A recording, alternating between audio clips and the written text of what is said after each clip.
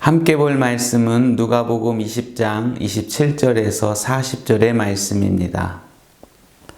부활이 없다고 주장하는 사두개인 중 어떤 이들이 와서 물어 이르되 선생님이여 모세가 우리에게 써주기를 만일 어떤 사람의 형이 아내를 두고 자식이 없이 죽으면 그 동생이 그 아내를 취하여 형을 위하여 상속자를 세울지니라 하였나이다. 그런데 7형제가 있었는데 마지가 아내를 취하였다가 자식이 없이 죽고 그 둘째와 셋째가 그를 취하고 7이 다 그와 같이 자식이 없이 죽고 그 후에 여자도 죽었나이다. 7이 다 그를 아내로 취하였으니 부활 때에 그 중에 누구의 아내가 되리이까? 예수께서 이르시되 이 세상의 자녀들은 장가도 가고 시집도 가되 저 세상과 및 죽은 자 가운데서 부활함을 얻기에 합당히 여김을 받은 자들은 장가 가고 시집 가는 일이 없으며 그들은 다시 죽을 수도 없나니 이는 천사와 동등이요 부활의 자녀로서 하나님의 자녀임이라. 죽은 자가 살아난다는 것은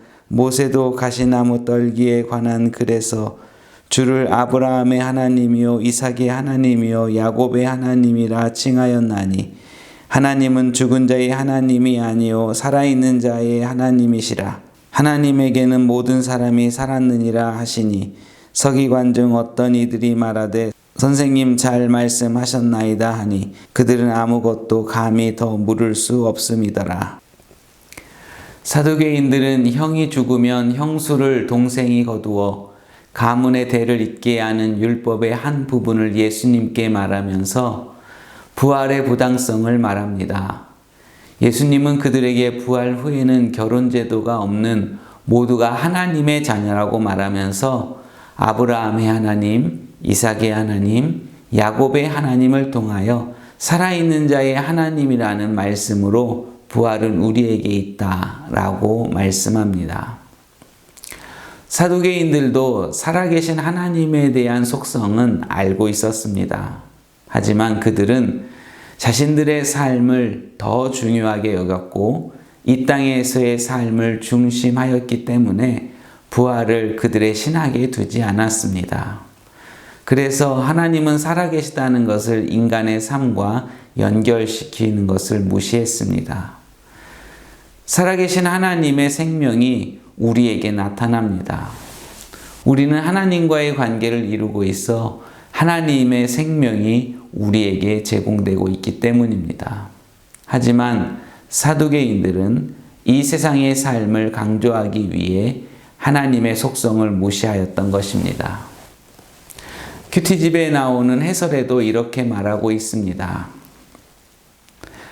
부활을 믿는 모든 자는 죽은 자나 살아있는 자나 영생을 얻기에 하나님의 시각에서 볼 때 모두 살아있는 자입니다. 여기서 아브라함이 영원히 산다는 것은 아브라함이 아닌 하나님의 속성에 근거한 것임에도 사두개인은 하나님의 속성을 무시합니다. 이것은 믿음의 대상 하나님을 생각하기보다 인간의 삶을 더 중요하게 생각한 결과입니다. 이런 신앙의 오류는 자신의 삶을 중심으로 둘 때 일어납니다. 이것은 우리에게도 일어날 수 있는 일입니다. 응답 없는 기도에 좌절하면 하나님은 우리에게 관심 없는 분으로 생각하게 됩니다. 그래서 기도의 응답을 억지로 만들기 위해 다양한 인간의 방법을 사용합니다. 또 고난과 어려움에서 인간의 삶을 생각하면 은혜와 기쁨의 하나님을 보지 못합니다. 그래서 신앙의 즐거움, 하나님이 주시는 감격을 누리지 못합니다. 우리의 믿음은 하나님으로부터 시작됩니다. 그래서 우리의 신학의 중심은 인간이 아닌 하나님이어야 합니다.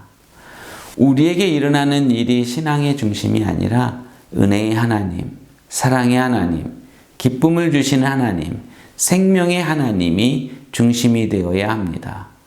우리가 알고 있는 하나님의 성품이 우리와 밀접한 관계를 맺고 있고 지금도 역사하고 있습니다. 그래서 당장 현실에는 이런 하나님의 성품이 느껴지지 않아도 기다려야 합니다. 이것이 바로 하나님을 중심으로 두는 신앙입니다. 하지만 사두개인들은 하나님을 믿는 이유가 그들이 사는 현실에만 나타나는 것으로 보았습니다. 그래서 죽음 이후의 삶을 중요하게 생각하지 않았습니다. 결국 부활을 부정하게 되었고 생명의 하나님을 무시한 것입니다.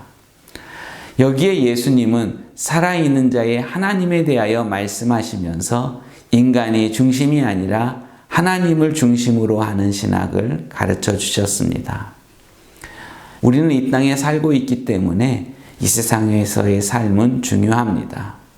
이 땅에서의 삶을 통하여 하나님을 향한 믿음을 보여주고 있기 때문입니다. 그럼에도 우리는 자신을 삶의 중심으로 두는 것이 아니라 하나님을 중심으로 두어야 합니다. 그럴 때 진정한 믿음이 나오는 것입니다. 참 좋으신 하나님을 바라보게 되면 우리 안에 무한한 희망이 솟아날 것입니다.